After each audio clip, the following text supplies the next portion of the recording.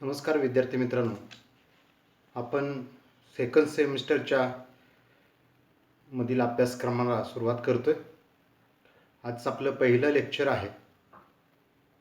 आपण त्याच्यामध्ये management principal and application, व्यवस्थापन तत्त्वे आणि उपयोगिता हा जो आपला विषय आहे त्या विषयाच्या अंतर्गत पेपर सेकंडमध्ये म्हणजेच सेमिस्टर सेकंडमध्ये आपण पहिलं युनिट जे अभ्यासणार आहे त्या मोटिवेशन हे आहे. मोटिवेशनमध्ये आपल्याला जे काही शिकायचं आहे ते यथावकाश मी सांगणारच आहे, परंतु त्यानंतर जे दुसरं युनिट आहे ते आहे लीडरशिप. आणि त्या लीडरशिपमध्ये आपल्याला कन्सेप्ट, इम्पॉर्टन्स, थिअरीज, त्या थिअरीजमध्ये Likert scale theory, Blake and Mouton's manager grid theory, House path goal theory, leadership style ज्या वेगवेगळ्या आहेत, ऑटोक्रॅटिक, डेमोक्रॅटिक, फ्री रिंग किंवा leader style of Shivaji Maharaj, Mahatma Gandhi, doctor Babasaheb Ambedkar यांचं आपल्याला नेतृत्व जी शैली आहे ती अभ्यासायची आहे. आणि तिसऱ्या युनिटमध्ये आपल्याला कोऑर्डिनेशन आणि कंट्रोल याचा अभ्यास करायचा आहे. कोऑर्डिनेशनमध्ये आपल्याला कन्सेप्ट आहे, नीड आहे, टेक्निक्स आहेत.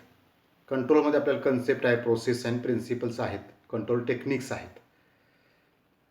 आणि चौथं जे युनिट आहे ते आहे इमर्जिंग इश्यूज इन मॅनेजमेंट, पण ते यावर्षी आपल्याला अभ्यासाला नाही. पहिले 3च युनिट आपल्याला अभ्यासाला आहेत. तर त्यातल्या पहिल्या युनिटचा आपण अभ्यास करणार आहे. त्याच्यामध्ये आपल्याला जो अभ्यास आहे त्याच्यामध्ये आहे कन्सेप्ट आहे, इम्पॉर्टन्स आहे, एक्स्ट्रिन्सिक आणि इंट्रिन्सिक मोटिवेशन याचा आपल्याला अभ्यास आहे, थिअरीज ऑफ मोटिवेशन याचा आपल्याला अभ्यास आहे. आता कन्सेप्ट म्हणजे आपल्याला माहीत आहे संकल्पना काय आहे, मोटिवेशन म्हणजे अर्थात कार्यप्रेरणा, अभिप्रेरणा ही संकल्पना काय, इम्पॉर्टन्स म्हणजे महत्त्व. आता एक्स्ट्रिन्सिक म्हणजे बाह्य आणि इंट्रिन्सिक म्हणजे आंतरिक कार्यप्रेरणा. थिअरीज म्हणजे सिद्धांत, मोटिवेशनचे किंवा कार्यप्रेरणेचे सिद्धांत. याच्यामध्ये मास्लो नीड हिरॅर्की थिअरी आहे. याच्यामध्ये मास्लोचा श्रेणीबद्ध गरजांचा सिद्धांत आहे. हर्झबर्ग 2 फॅक्टर थिअरी आहे. हर्झबर्ग हे नाव आहे. 2 फॅक्टर म्हणजे द्विघटक सिद्धांत त्यांचा आहे. डग्लस मॅकग्राथचा थिअरी एक्स आणि थिअरी वाय हा सिद्धांत आणि विल्यम ओचीचा थिअरी झेड सिद्धांत आपल्याला या मोटिवेशनच्या पहिल्या युनिटमध्ये अभ्यासायचा आहे. तर आता आपण त्यातला पहिला जो भाग आहे त्या पहिल्या भागाकडे आपण जाऊया. ह्याच्यामध्ये आपल्याला आज जे आपण अभ्यासणार आहोत ते थोडीशी मोटिवेशनची इंट्रोडक्शन आहे. ती इंट्रोडक्शन आणि आपल्याला जो थोडासा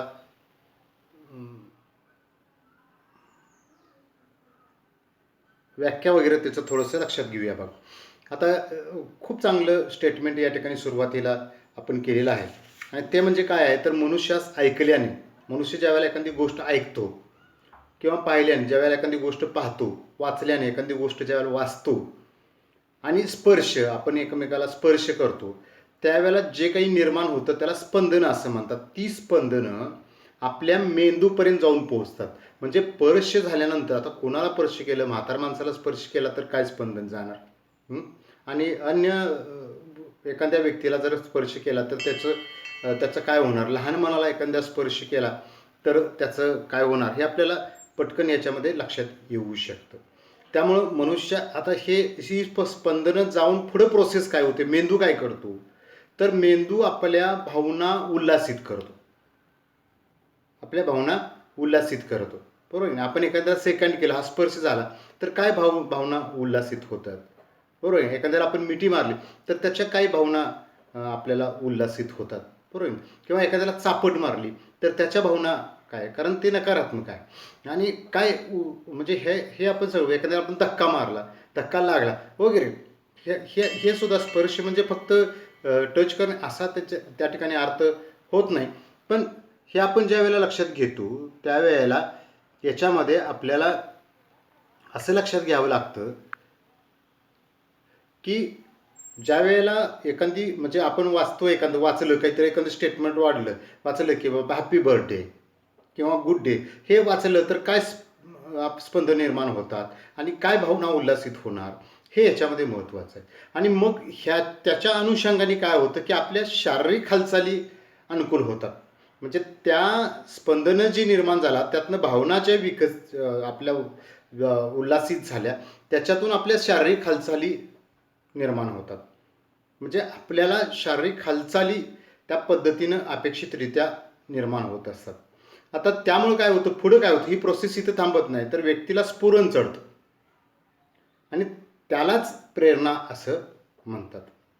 आत्ता म्हणजे हे एक आपण वाक्य स्टेटमेंट घेऊन आपण त्याची लिंक लक्षात घेतली आहे.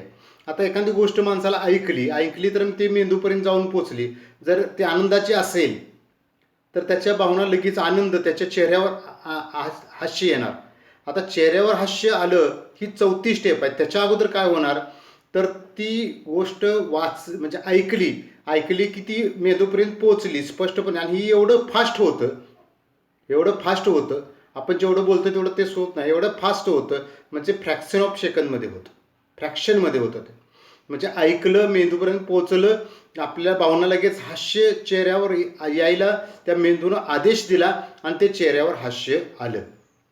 शारीरिक हालचाली म्हणजे वाचल्यानंतरची 4थी स्टेज आहे. म्हणजे त्याच्या अगोदरच्या 3 स्टेज म्हणजे मधल्या 2 स्टेज ह्या मेंदूनं काही काही म्हणजे क्षणात केल्या. आणि मग आता त्याला काय वाटलं की बाबा हां, ही आनंदची गोष्ट आहे, वा बेस्ट गुड काहीतरी म्हणेल त्याला, किंवा एखाद्याच्या आनंद गोष्ट आहे तर आणून पेढे वाटेल त्याला, त्याच्या चेहऱ्यावर ते हास्य ते. मग त्यावेळेला तुम्ही त्याला काही जरी सांगितलं किंवा त्याला काही करायचं असेल तर तो अगदी हसत खेळत उत्तेजित होऊन करणार, उल्हासित होऊन करणार. आता ह्या ज्या प्रेरणा निर्माण होतात, मी आता तुम्हाला हे आनंदाचं उदाहरण सांगितलं, ह्याच्याऐवजी दुःखाचं त्याने एखादं ऐकलं तर नकारात्मक भावना, संताप, एखाद्याने चाडी केली आपण म्हणतो, त्याला काहीतरी चुकीचं सांगितलं. म्हणजे प्रेरणा या सकारात्मक असतात आणि किंवा नकारात्मक असतात. तर सकारात्मक प्रेरणेतनं काय होणार, चांगलं एखादी आनंद देणारी बातमी ऐकली तर तुम्हाला सुख समाधान होणार, तुमच्या चेहऱ्यावर हास्य निर्माण होणार, आनंद वाटणार तुम्हाला, तुमची बॉडी अशी म्हणजे अनुकूल होणार, उल्हासित होणार, तुमचा आनंद गगनात मावेना असं होणार. आणि नकारात्मक प्रेरणेतून तुम्हाला दुःख होणार, संताप तुमच्यामध्ये निर्माण होणार, राग येणार, तुम्हाला चीड येणार. हे प्रेरणा. आता ही जी प्रेरणा असते, ही प्रेरणा आपल्या कर्तव्यपूर्तीशी म्हणजे आपण जे काम करतो त्याच्याशी संबंधित असेल तर त्याला कार्यप्रेरणा म्हणायची. म्हणजे बॉसने पाठीवर थाप मारली आणि सांगितलं, वा काल खूप छान काम केलंस तू, आता आज चांगलं काम कर म्हणून त्याला सांगायची गरज भासत नाही. हे लक्षात घ्या. बॉस आला आणि म्हटला काल काम चांगलं केलं नाही, चुकलंय सगळं, आज तर व्यवस्थित करा. ह्या जे काही आपण ऐकतो, वाचतो, पाहतो किंवा जे जातं म्हणजे जे आपल्याला सेन्सरी ऑर्गन्स जे आहेत त्याच्या माध्यमातून आपल्याला ह्या सगळ्या गोष्टी निर्माण होत असतात, हे विद्यार्थी मित्रांनो लक्षात घ्या. आणि मग काय होतं तर ते लक्षात घ्यायला पाहिजे. आता आपण व्यवसायाच्या भागाकडे जाऊया. व्यवसायामध्ये विविध व्यक्ती विविध कार्य करत असतात. म्हणजे 1000 व्यक्ती असेल तर 1000 व्यक्तींची कामं वेगवेगळी असतात. त्यांच्याकडून कामं करून घेण्याची जबाबदारी व्यवस्थापकाची असते. हे सरळ क्लिष्ट आहे. जो त्याचा मुख्य असेल, मग सुपरवायझर असेल, मॅनेजर असेल, कोण असेल ते, म्हणजे लोअर मॅनेजमेंटमधला असेल, मिडल मॅनेजमेंटमधला असेल, टॉप मॅनेजमेंटमधला असेल, कोणत्या मॅनेजमेंटमधला असेल त्या ठिकाणचा भाग आहे. आता विविध व्यक्ती किंवा त्या व्यक्तींचा समूह असतो, त्यांच्याकडून कामं करून घेण्यासाठी व्यवस्थापनाला कौशल्याचा वापर करावा लागतो. काम करून घ्यायचं हेच जगातलं सगळ्यात अवघड कार्य आहे, अवघड काम आहे. त्याच्यासाठी मग स्किल वापरावं लागतं, कौशल्य वापरावं लागतं आणि त्याच्यासाठीच कार्यप्रेरणा द्यायची असते. हे का काय म्हटलंय, कर्मचाऱ्यांना मन आणि भावना असल्यामुळं त्यांची तुलना तुम्ही यंत्राशी करू शकत नाही. त्यांना मन भावना आहेत आणि मन इतकं चंचल असताना आणि भावना त्या कशा पद्धतीने निर्माण होतात ते लक्षात घेणं आवश्यक आहे. मी तुम्हाला या निमित्तानं, या मोटिवेशनच्या टॉपिकच्या निमित्तानं तुमच्या आयुष्याच्या दृष्टिकोनातून एक महत्त्वाचा भाग असा सांगेन, भले त्याला संदेश म्हणा किंवा माझं एक मत म्हणा. तुम्हाला तुमच्या आयुष्यामध्ये समोरची, तुमच्या अवतीभोवतीची, तुमच्या संबंधित जी लोक असतात, माणसं असतात, स्त्री असू दे, पुरुष असू दे, वयस्कर असू देत, लहान मुलं असू देत, त्या व्यक्ती, ती माणसं तुम्हाला ओळखता आली पाहिजेत. तर ओळखताचा इन सेन्स काय आहे, म्हणजे कोणत्या सेन्सनं ओळख आली पाहिजेत, किंवा ती त्या व्यक्तींचं तुमच्याबद्दलचं असणारं मत,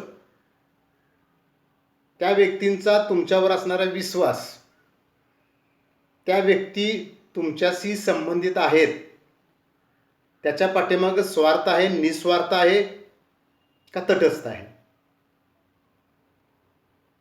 काही लोक स्वार्थानं तुमच्या जवळ येतात, तुम्हाला हाय हॅलो करतात, तुम्हाला चांगलं तुमचं गुणगौरव करतात, पण त्या पाठीमागं त्यांचा काहीतरी स्वार्थ असतो. अगदी साधं पैसे उसने मागण्यापासूनची सुरुवात असते.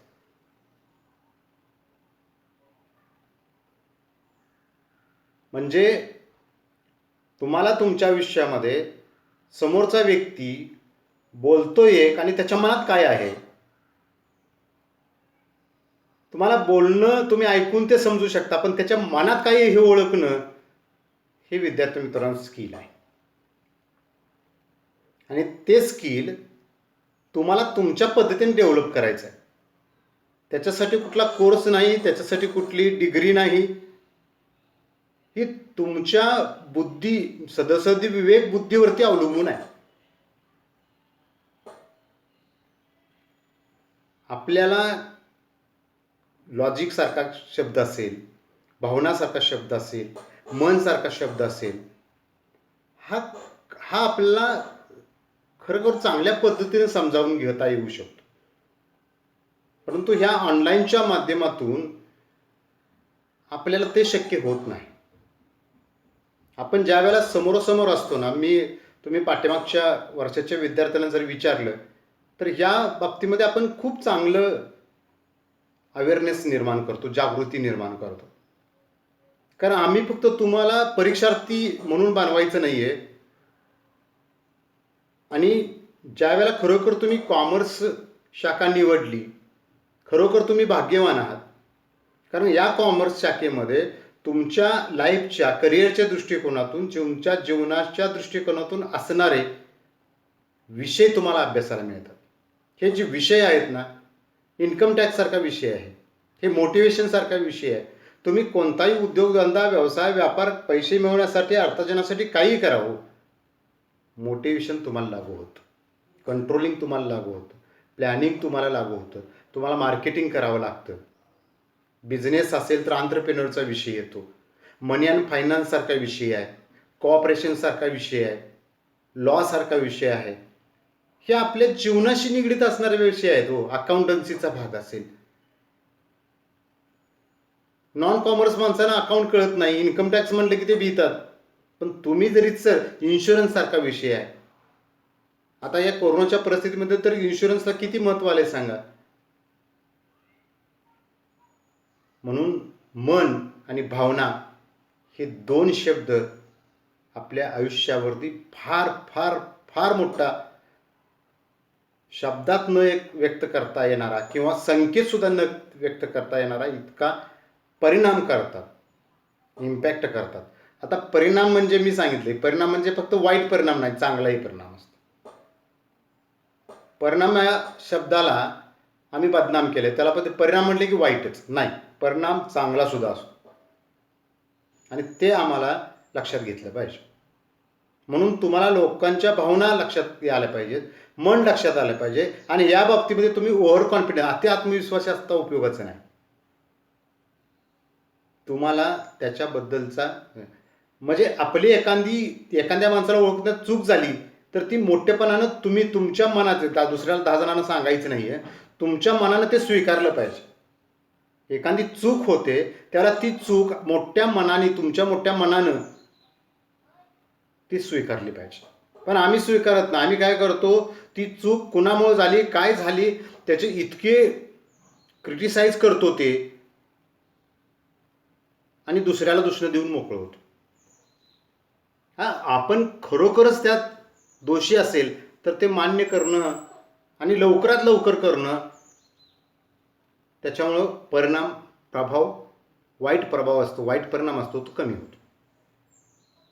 मी उदाहरण नेहमी सांगतो एक, की आपण रस्त्याने चाललो आणि आपण थोडंसं आपल्या मनात विचार असल्यामुळे आपलं लक्ष नसेल आणि पुढनं समोरनं कोणी आलं, काही आलं, आपल्याला काय त्याचं कोण स्त्री असेल, पुरुष, लहान काय, आणि चुकून आपली थडक लागली त्याला. थडक लागल्या त्या क्षणाला आपला रिस्पॉन्स काय असायला पाहिजे? सॉरी जर हा रिस्पॉन्स असला तर पुढचा मनुष्य आपल्याला काहीतरी वाईट म्हणणं किंवा वाईट त्याच्या मनात येणं हे 50% कमी होतं, काही वेळेला 100% सुद्धा कमी होतं. त्या व्यक्तीला इजा झाली तर तुम्ही पटकन सॉरी झालेलं असल्यामुळं त्याच्या वेदना किंवा तो तुम्हाला काय व्यक्त करणार आहे तो व्यक्त करायचं थांबतो. मग तो व्यक्ती कितीही कसलाही असो दे समोरचा, म्हणजे ती वेळ तुम्ही साधणं फ्रॅक्शनची महत्त्वाची आहे. पण तुम्ही काय पडले, काय झाले, सगळं झाले आणि 10 मिनिटांनी सॉरी म्हटला तर त्याला 10 मिनिटात तो व्यक्ती काय बोलून जाईल, त्याच्या मनात काय येईल सांगू शकत.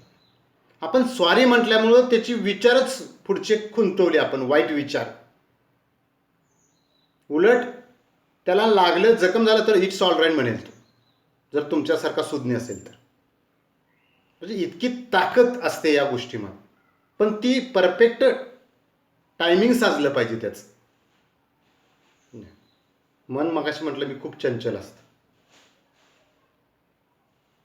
पण आपल्याला ते फ्रेममध्ये बसवावं लागतं.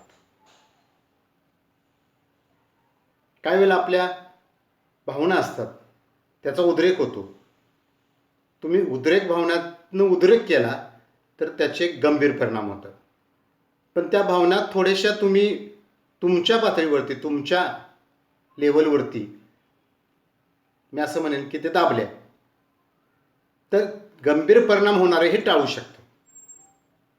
म्हणजे तुम्हाला एखादा राग आला तर राग थांबवला तुम्ही, तर राग व्यक्त ज्या भाषेमध्ये, ज्या कृतीनं करणार होता, त्या कृतीमुळे जे काही पुढे वाईट होणार होतं ते थांबतं. माइंड इन कंट्रोल किंवा इमोशन्स इन कंट्रोल हा भाग आपल्याला प्रॅक्टिसनीच शिकला पाहिजे. कोण हे 10 दिवसात शिकेल, कोण 10 वर्षात सुद्धा शिकणार नाही. या गोष्टी खूप महत्त्वाच्या. विद्यार्थी मित्रांनो, आपल्याला मनुष्याची केवळ काम करण्याची क्षमता पुरेशी ठरत नाही, तर त्याची काम करण्याची इच्छा, 2 शब्द या ठिकाणी आहेत. म्हणजे त्याच्याकडे अनुभव आहे, ज्ञान आहे, माहिती आहे, सगळं आहे म्हणून तो काम करेल असं नाही. त्याची ते काम करण्याची इच्छा व्हायला पाहिजे. भले त्याचं ज्ञान कमी असेल, क्षमता कमी असेल, पण त्याची इच्छाशक्ती जर मोठी असेल आणि त्याच्या मनाची तयारी असेल, दुसरा मुद्दा मनाची तयारी असेल, तर ते सगळं क्षमता कमी असून सुद्धा तो काम करायला आणि यशस्वी करायला तयार होईल. नाही, यशस्वी केल्याशिवाय राहणार नाही. म्हणजे क्षमता असणारा मनुष्य, कौशल्य असणारा मनुष्य, ज्ञानी मनुष्य, सामर्थ्य असणारा मनुष्य, स्किल्ड असणारा मनुष्य काम करायला प्रवृत्त होईलच असं नाही, त्याला प्रवृत्त करावं लागतं. त्याच्यामध्ये इच्छा, काम करण्याची इच्छा उत्पन्न करावी लागते, त्याच्या मनाची तयारी करावी लागते, तरच तो काम करतो. याकरिता आवश्यक वातावरण निर्माण करण्याची जबाबदारी व्यवस्थापनाची असते. आणि काम करण्यासाठी कर्मचाऱ्यांना प्रेरित करणं. मला एक सांगा, तुम्हाला काम सांगणारं व्हायचं आहे का तर तुम्हाला कोणतरी काम सांगावं असं तुम्हाला बनायचं आहे? ह्या माझ्या प्रश्नाचं उत्तर द्या.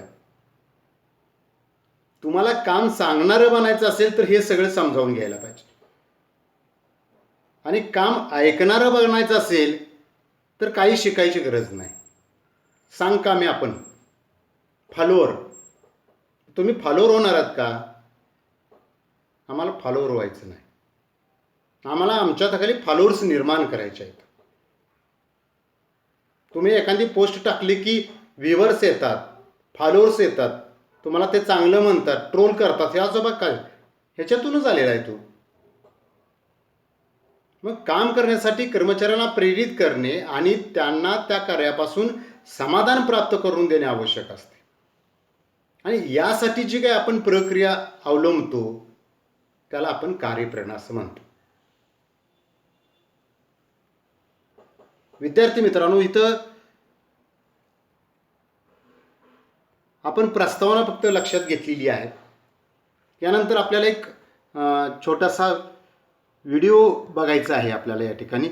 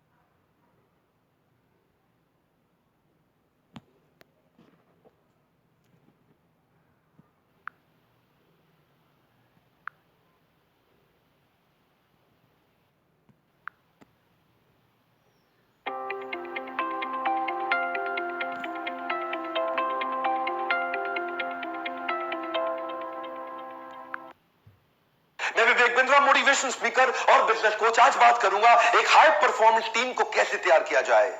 आपका बिजनेस तब तक बड़ा नहीं होगा जब तक आपके पास एक शक्तिशाली सॉलिड मैन पावर, वो पीपल, वो टीम एम्प्लॉयज की बिल्ड ना हो जाए। क्या आपकी कंपनी में लोग छोड़ के चले जाते हैं, टिकते नहीं है, ज्वाइनिंग कराने में दिक्कत आती है, उनको रोके रखने में दिक्कत आती है, उनकी परफॉर्मेंस बिल्ड करने में दिक्कत आती है। वो मोटिवेटेड मैन पावर को कैसे तैयार किया जाए जो आपके बिजनेस को ऑटो पायलट पे ले जाएंगे। कम ऑन, ऑटो पायलट समझते हैं ना, जब हवाई जहाज उड़ाया जाता है तो पायलट अपनी मशीन को ऑटो पायलट पे कर देता है और वो थोड़ा रिलैक्स कर पाता है। आप अपने बिजनेस में यकीन मानिए सबसे ज्यादा मेहनत करते हैं, आप अपने एम्प्लॉयज से भी ज्यादा मेहनत करते हैं। आपकी टीम शाम को घर चले जाती है, आप काम धंधे में लगे हुए। क्यों? क्योंकि आप गोल गोल घूमते हैं, ऑपरेशंस में फंस जाते हैं आप, और जितना घूमेंगे गोल गोल छूट जाएगा बड़ा गोल। तो क्या किया जाए? कभी भी याद रखिए, कोई इन्वेस्टर आके आपके बिजनेस में पैसा तभी इन्वेस्ट करेगा, वो पहले आपकी मैन पावर को देखेगा, आपके एम्प्लॉयज को देखेगा कि क्या आपके पास क्षमता है बिजनेस को बड़ा करने के लिए। याद रखिएगा, जैसा आपका एम्प्लॉय फील करता होगा वैसा ही वो आपके कस्टमर को फील भी कराएगा। An effort that is appreciated gets repeated, golden statement है,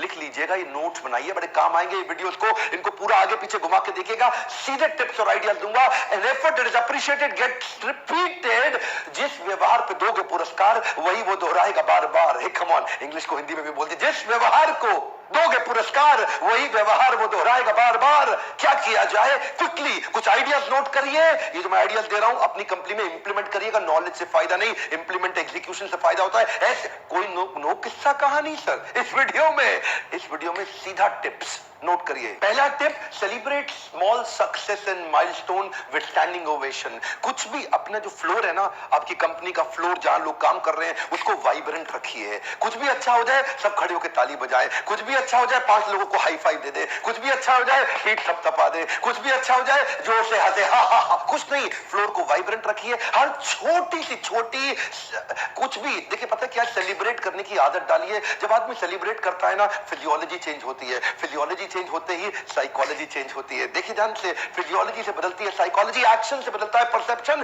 फ्लोर को वाइब्रेंट रखिए, लोग मोटिवेटेड रहेंगे, कुछ भी अच्छा होता ही ताली बजवा दो। और मेरा सेकंड पॉइंट है, create a well defined growth path. जिस कंपनी के अंदर एम्प्लॉय को दिख रहा है यार यहां तो मेरी बड़ी ग्रोथ होने वाली है, अरे यहां तो मैं आगे बढ़ने वाला हूं, वो टिकेगा, वो रुकेगा।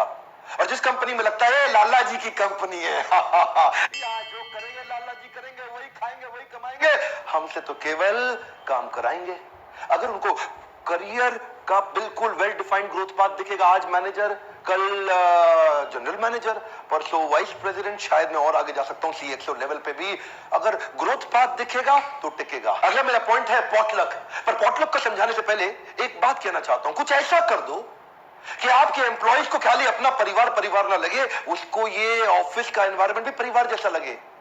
उसको परिवार फील कराने के लिए पॉटलक की एक्टिविटी करिए। क्या होता है पॉटलक? हफ्ते में एक दिन या महीने में 2 दिन ऐसे डिसाइड कर लो जिस दिन हर एम्प्लॉय अपने घर से एक डिश ज्यादा क्वांटिटी में बना के लाएगा, सारे बैठ के इकट्ठे खाएंगे, सब देखते कौन क्या बना के लाया, किसने क्या बनाया, और सब एक दूसरे के घर से आए हुए खाने को टेस्ट करते हैं और एक दूसरे को अप्रिशिएट करते हैं। जिसकी चीज थोड़ी अच्छी लगती है उसका उत्साह बढ़ाते हैं, बाकियों को भी अच्छा लगा, जिसका उत्साह बढ़ा उसको तो बहुत अच्छा लगा। इसको बोलते हैं पॉटलक, इकट्ठे खाएंगे। A family that eats end praise together always stage together. अगला पॉइंट है free food for employees working beyond office hour.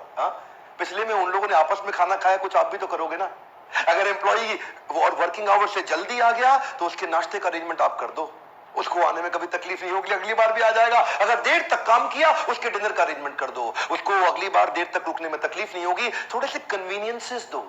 ये छोटे छोटे सपोर्टिंग कन्वीनियंस है जो बड़ी मदद करते हैं। अगला पॉइंट, एनकरेज गुड हेल्थ। इसके लिए कुछ छोटे छोटे आइडियाज कर सकते हैं, उसमें पैसा नहीं लगेगा लेकिन बेनिफिट बड़ा होता है। कुछ जुम्बा डांस करा दो, power yoga, aerobics, gym, laughter yoga, laughter dance. अगला मेरा पॉइंट है ई टू ई एंगेजमेंट। इसको क्या बोलते हैं? Employ to employ engagement.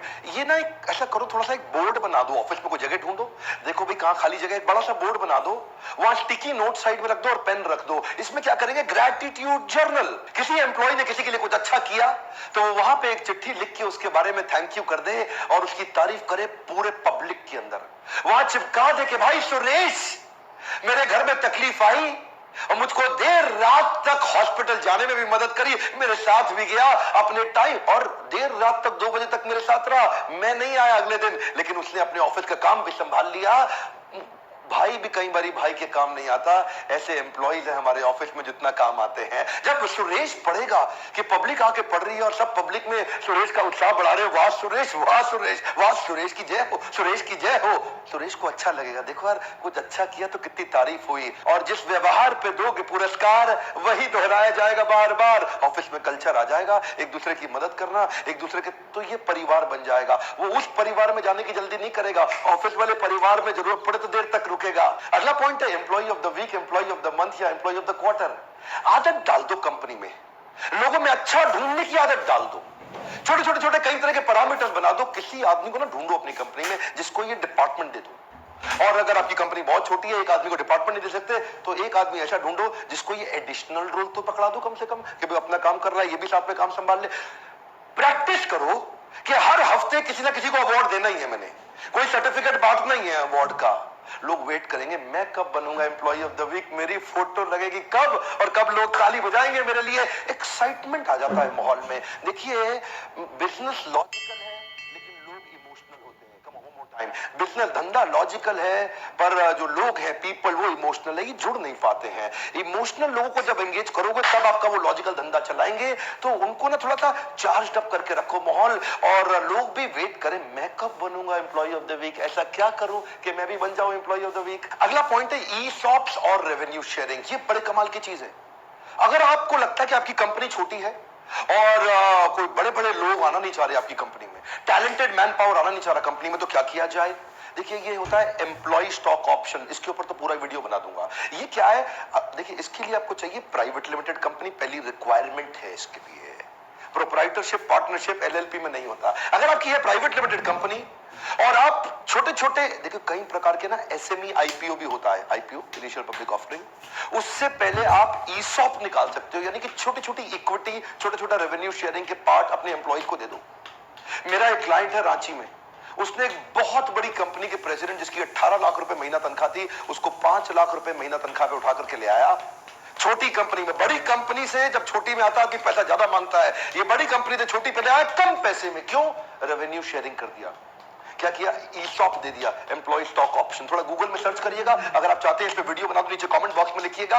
अगर आप एम्प्लॉय को लगे यार कंपनी की ग्रोथ से मेरी भी ग्रोथ हो रही है, तो कंपनी की ग्रोथ और आपकी ग्रोथ और उसकी ग्रोथ सबका कॉमन गोल बन जाएगा, तो ग्रोथ कैसे नहीं आएगी। अगला पॉइंट है on the spot incentive.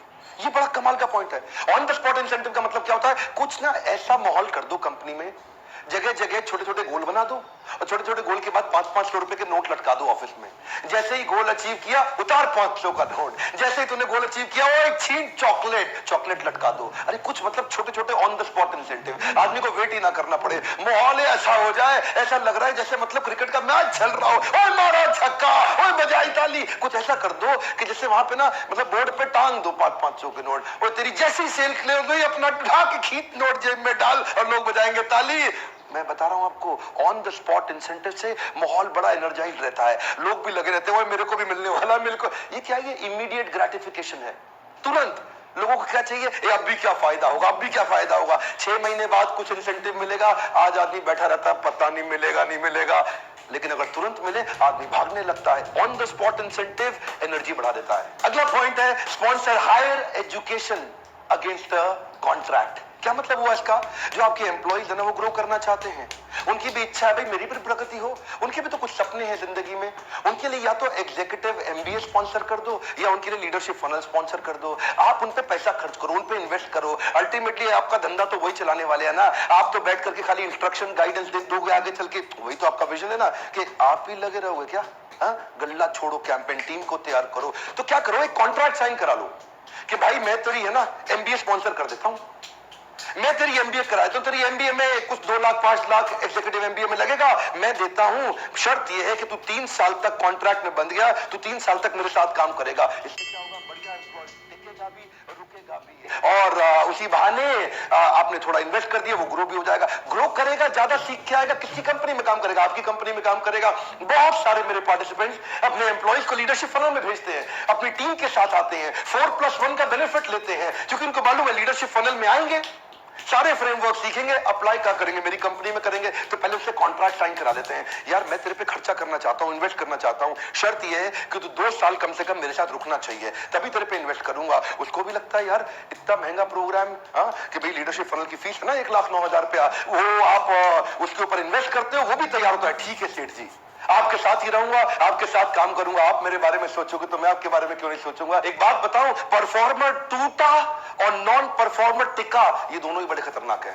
Performer जो अच्छा काम करता है, अगर वो छोड़ के चला गया, बहुत खतरनाक है, और नॉन परफॉर्मर वो छोड़ के नहीं गया, वो और भी ज्यादा खतरनाक है। अच्छा लगा अगर वीडियो तो लाइक करिए। इसकी सीरीज बनाना चाहता हूं, ऐसे सारे आइडियाज के जो मैं लीडरशिप फनल में देता हूं, कोशिश करता हूं फ्री यूट्यूब में भी देता रहूं, इस फ्री लर्निंग यूनिवर्सिटी के माध्यम से। अगर आपको मदद मिलती है, लाइक करने में कंजूसी मत दो। 50,000 लाइक दोगे तो इस तरह कई वीडियो दूंगा, नीचे कमेंट